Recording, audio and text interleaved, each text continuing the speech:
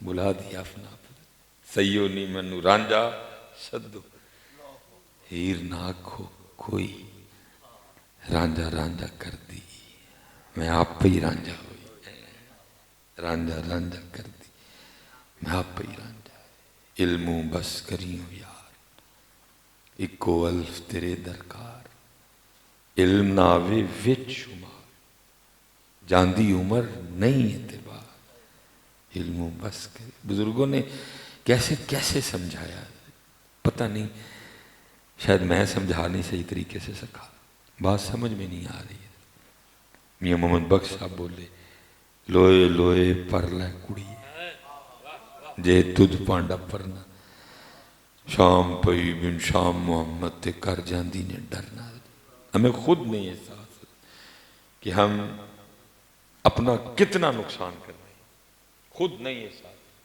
یہ مثال کے طور پہ میں حضرت اتنا خوش ہوں کہ میں آپ کو بتا نہیں سکتا کہ جو آج ہم نے ظہر کی نماز جماعت سے پڑھی ہے بہت اللہ قبلہ کے علم و فضل میں آپ کی عمر میں برکتیں عطا فرمائے اور ایسے مشائخ کا سایہ اللہ علیہ سنت پہ سلامت رکھے سایہ رکھے جو سمجھتے ہیں کہ اس وقت کیا پہلے ہے اس وقت کیا ضروری ہے اللہ سلامت رکھے ایسے مشائخ مثال کے طور پہ صبح سے لے کر اب تک جتنا ہم اپنا نقصان کر چکے ہیں یہ میں 1 گھنٹے میں اس کو کیا بتاؤں گا آپ کو یہ ذرا سن لیجیے حضرت جس میرے بھائی نے آج صرف فجر کی سنتیں نہیں پڑھی وہ ذرا اپنا نقصان سنو کتنا بڑا لاس ہوا ہے جماعت چھوٹنے کا لاس وہ علیحدہ ہے اگر فرض بھی نہیں پڑے وہ علیحدہ ہے اس کے بعد جو مسنون اذکار تھے مثلا 33 بار سبحان اللہ کہنا تھا 33 بار الحمدللہ کہنا تھا 34 بار اللہ اکبر کہنا تھا میں 33 اور 34 بار نہ پڑھنے کا نقصان نہیں بتاؤں گا بڑا وقت چاہیے اس کے لیے صرف 1 بار جس نے نہیں پڑھا وہ بھی صرف 2 نقصان سن لو مجھ سے شاید کہ تیرے دل میں اتر جائے میری بات لیکن دکھ یہ ہے کہ ہمارا تو کام ہے نا میں نے ادھر سے سیدھا پشاور جانا ہے لوگوں کو بتاؤ تو لوگوں کو اچھا نقصان ہو گیا ٹھیک ہو گیا ایسا دنیا داری کا مادیت پرستی کا غلبہ ہے اسے حضرت ایک بندہ آ کے صرف ہمیں اتنا بتا دینا کہ تیرا 50,000 کا نقصان ہوا ہے یا بلڈ پریشر لو ہوگا یا بلڈ پریشر ہائی ہوگا یا دل ٹھا کر جائے گا یا یہ والی نس پڑ جائے گی حضرت اس کو ہم نقصان سمجھتے ہیں نا حضرت اس نقصان کو نقصان ہی نہیں سمجھتے حضرت ہم کوئی اللہ یاد رکھنا وہ نقصان کوئی نقصان نہیں ہے اصل نقصان تو یہ نقصان ہے حضرت اور جو اس نقصان کو اگر کسی صحابی کی صرف جماعت رہ جاتی اگر کسی صحابی کی صرف 3 دن تک دوسرے صحابہ اس کے پاس افسوس کرنے آیا کرتے تھے تیری جماعت رہ گئی اللہ جو اس نقصان کو نقصان سمجھتے تھے 3 دن تک دوسرے صحابی اس سے افسوس کرنے آتے تیری جماعت رہ گئی جو اس نقصان کو نقصان سمجھتے تھے آپ کو پتہ ہے اسلام میں فوتگی کا افسوس کتنے دن ہے 3 دن فوتگی اور جماعت رہ جانے کا افسوس ان کے نزدیک ایک جیسا تھا 3 دن افسوس کرنے آتے حضرت آپ کی جماعت رہ گئی ہے ذرا سننا حضرت آج ہم میں سے جس نے فجر کی سنتیں نہیں پڑھی نقصان دیکھو کتنا بڑا ہوا ہے نبی پاک علیہ السلام نے فرمایا جس کا مفہوم ہے کہ فجر کی سنتوں کا ثواب زمین اور آسمان کے درمیان جو خالی جگہ ہے اس کو بھر دیتا ہے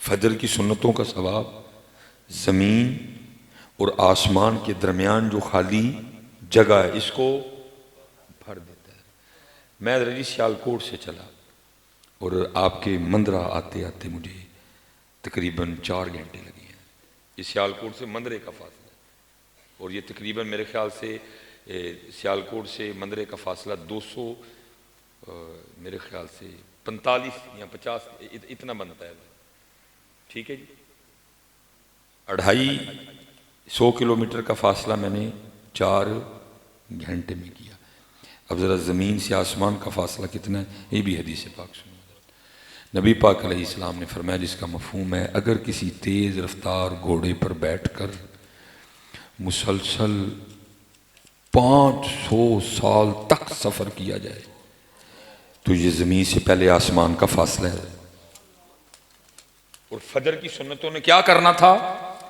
اس خالی جگہ کو، اس فاصلے کو پر کر دینا. اتنا زیادہ ثواب حضرت. جس نے آج فجر کی سنتیں نہیں پڑھی کتنا بڑا لاس ہوا،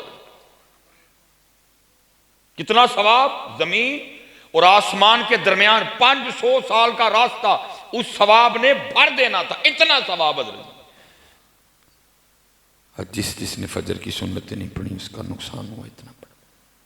لیکن ہے کسی کی توجہ حضرت، ہے کسی کو پرواہ. جماعت چھوٹنے کا نقصان علیحدہ، فجر جانے کا نقصان علیحدہ. لیکن ابھی سمجھ نہیں آ رہا. لیکن قرآن کہہ رہا پھر اس دن کیا ہوگا؟ پھر اس دن جس دن جب سمجھ آئے گی پھر بندہ کہے گا یقول یا لیتنی قدمت لی حیاتی.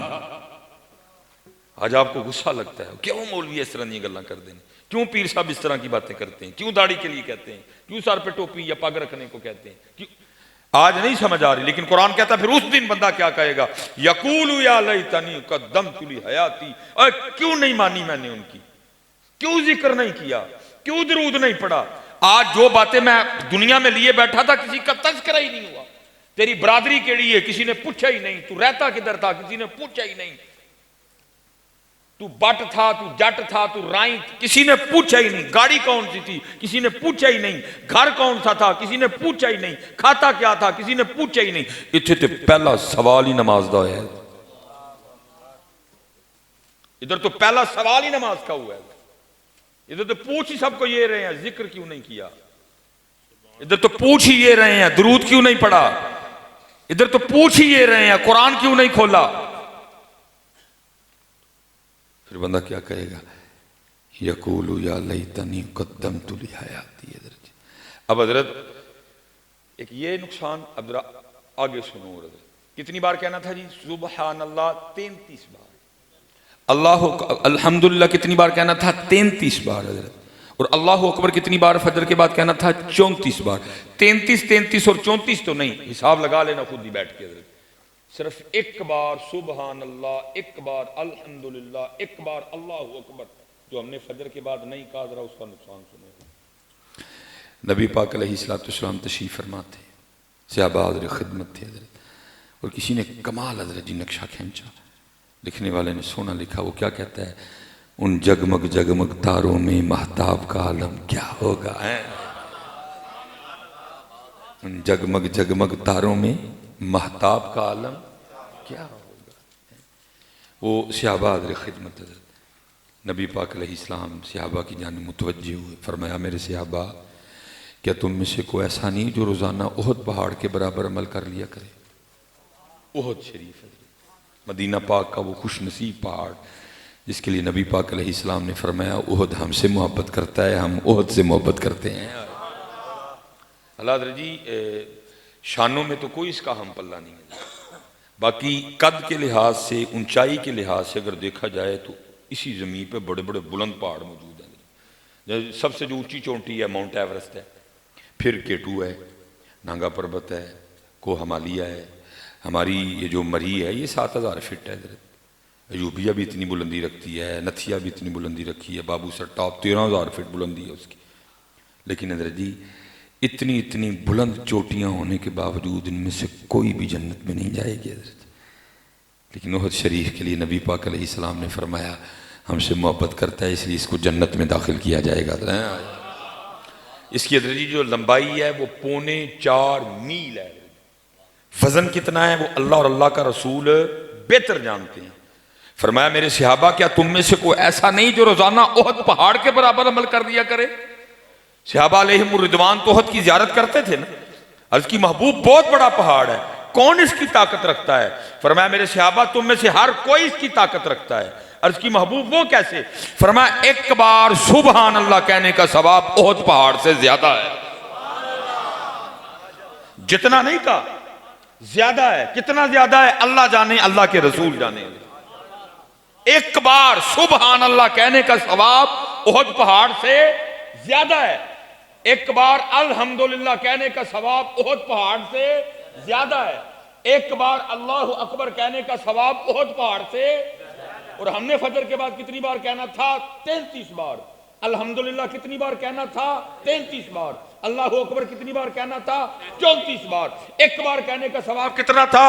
احد پہاڑ سے۔ پھر ذرا خود حساب لگاؤ، ہاں کتنا بڑا نقصان کیا آپ نے، کتنا بڑا نقصان کیا۔ لیکن ہے کوئی توجہ؟ نہیں حضرت، توجہ کرو۔